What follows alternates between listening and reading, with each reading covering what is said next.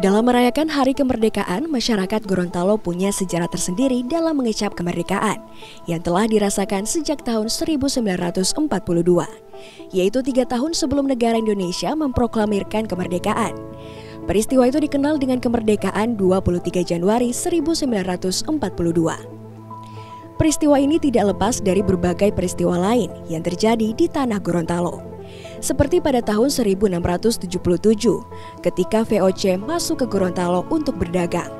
Namun menjadi tergiur dengan sumber daya alam di Gorontalo yang melimpah, sehingga membuat VOC ingin menguasai Gorontalo dari perniagaan hingga teritorial.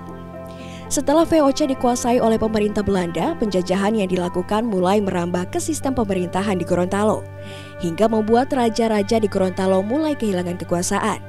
Hal inilah yang mulai memicu konflik antar masyarakat Gorontalo dan pemerintah kolonial Belanda, hingga berjuang pada tahun 1942 yang menjadi puncak dari perlawanan kolektif masyarakat Gorontalo terhadap penindasan yang dilakukan oleh pemerintah kolonial Belanda.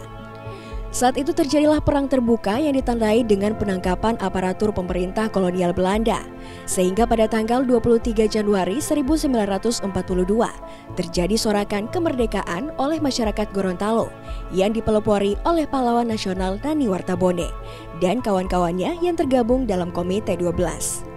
Kemerdekaan masyarakat Gorontalo ini ditandai dengan pembacaan pidato kemerdekaan oleh pahlawan nasional Nani Wartabone.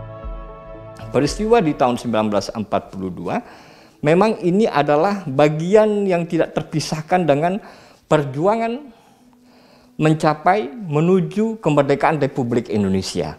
Jadi dia tidak berdiri sendiri peristiwa 1942 itu. Jadi dia dalam rangka untuk juga kemerdekaan proklamasi Republik Indonesia di tahun 1945.